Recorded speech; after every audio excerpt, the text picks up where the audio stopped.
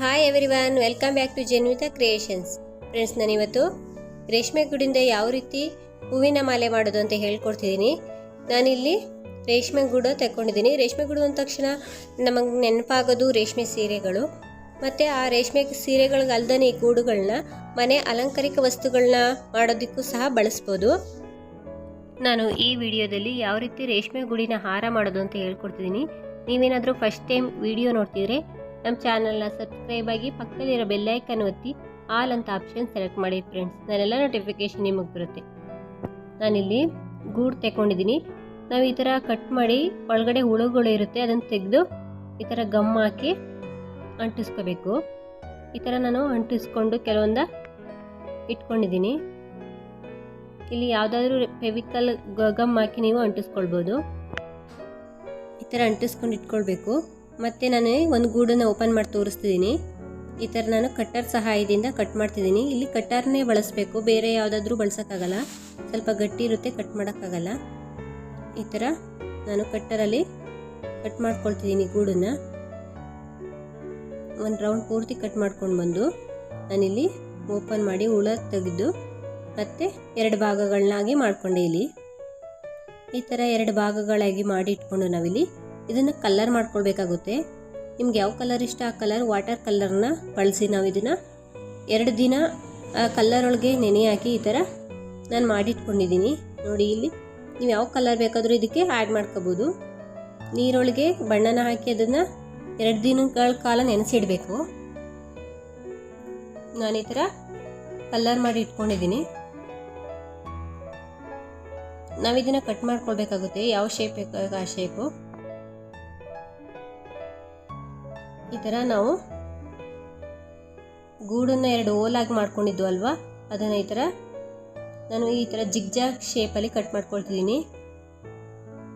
ಇದನ್ನು ಸಹ cutter ಸಹಾಯದಿಂದನೇ cut ಮಾಡ್ಕೊಳ್ಬೇಕು. ತುಂಬ ಗಟ್ಟಿ ಇರುತ್ತೆ, ಕತ್ತರಿಲೆಲ್ಲ ಕಟ್ ಮಾಡೋಕ್ಕಾಗಲ್ಲ. ಇದನ್ನು ಈ ಥರ ಕಟ್ಟರಲ್ಲಿ ನಾವು ಕಟ್ ಮಾಡ್ಕೊಳ್ತಾ ಹೋಗಬೇಕು ಒಂದು ರೌಂಡು. ಈ ಹಾರಕ್ಕೆ ನಾನು ಒಂದೇ ಕಲರ್ ಬಳಸಿರೋದ್ರಿಂದ ಈ ಥರ ಗ್ರೀನ್ ಕಲರ್ನ ತೆಕ್ಕೊಂಡಿದ್ದೀನಿ. ಇದನ್ನು ಜಿಗ್ಜಾಗ್ ಶೇಪಲ್ಲಿ ಕಟ್ ಮಾಡ್ಕೊಳ್ತಾ ಹೋಗಬೇಕು.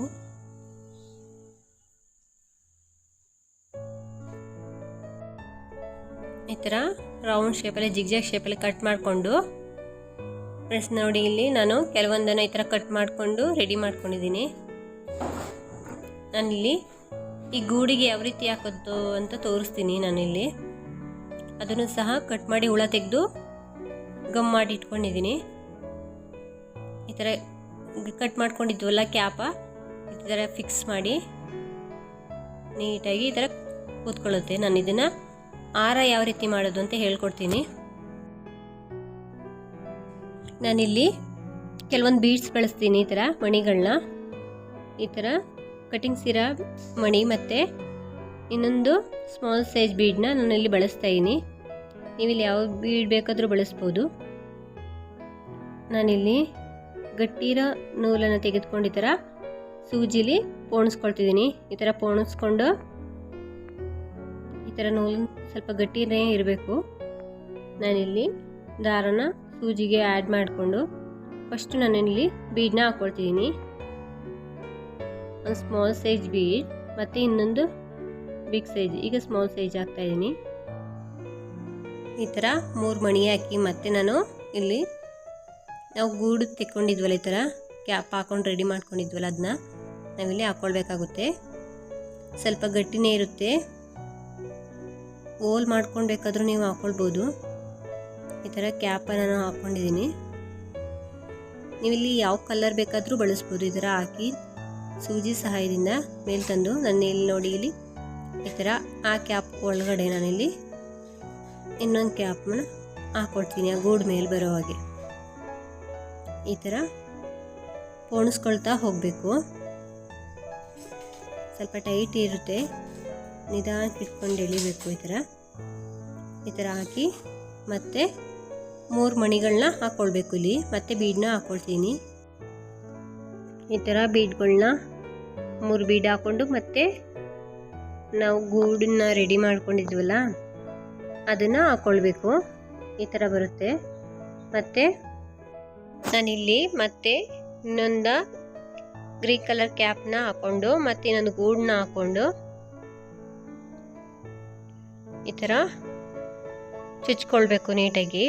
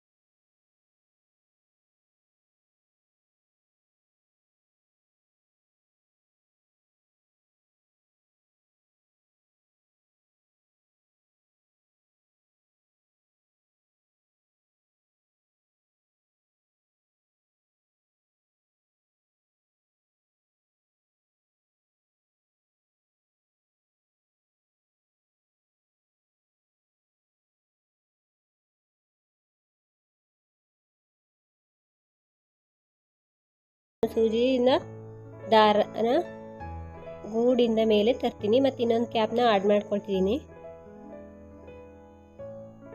ಈ ಥರ ಕ್ಯಾಪ್ನ ಹಾಕ್ಕೊಂಡು ನಾನಿಲ್ಲಿ ಅದ್ರ ಮೇಲೆ ಬೀಡನ್ನ ಹಾಕ್ಕೊಳ್ತೀನಿ. ನೀವಿಲ್ಲಿ ಯಾವ ಕಲರ್ ಬೇಕಾದರೂ ಬಳಸ್ಬೋದು. ಮತ್ತು ನಾನು ಇನ್ನೊಂದು ಬೀಡ್ ಹಾಕ್ಕೊಂಡೆ ಮತ್ತು ಇನ್ನೊಂದು ಅದೇ ಸೇಮ್ ಸೈಜ್ ಬೀಡನ್ನ ಹಾಕ್ಕೊಂಡಿದ್ದೀನಿ ಮತ್ತು ಇನ್ನೊಂದು ಬಿಗ್ ಸೈಜ್ ಬೀಡನ್ನ ಹಾಕ್ಕೊಂಡಿದ್ದೀನಿ ಮತ್ತು ಇನ್ನೊಂದು ಸ್ಮಾಲ್ ಸೈಜ್ ಬೀಡನ್ನ ಒಟ್ಟು 5 ಬೀಡನ್ನ ಹಾಕ್ಕೊಂಡೆ. ಮತ್ತು ಇನ್ನೊಂದು ಕಟಿಂಗ್ಸ್ ಇದೆ ಈ ಬೀಡಲ್ಲಿ. ಈ ಥರ ಬೀಡನ್ನ ಹಾಕಿ ಮತ್ತು ಇನ್ನೊಂದು 2 ಬೀಡನ್ನ ಹಾಕ್ಕೊಳ್ತಿದ್ದೀನಿ.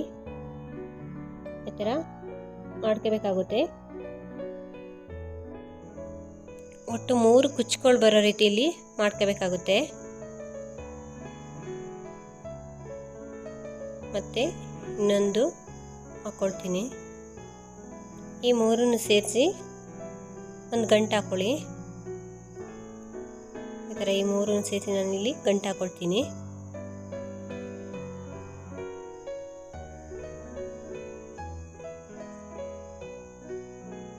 ತುಂಬಾ ಚೆನ್ನಾಗಿ ಕಾಣುತ್ತೆ ಫ್ರೆಂಡ್ಸ್. ಇದು ರೇಷ್ಮೆ ಗೂಡು ರೇಷ್ಮೆ ಸೀರೆಗಳಿಗಲ್ದೇ ಈ ಥರ ಮನೆ ಅಲಂಕಾರಿಕ ವಸ್ತುಗಳನ್ನು ಸಹ ನಾವು ಮನೆಯಲ್ಲಿ ಮಾಡಿಟ್ಕೊಳ್ಬೋದು.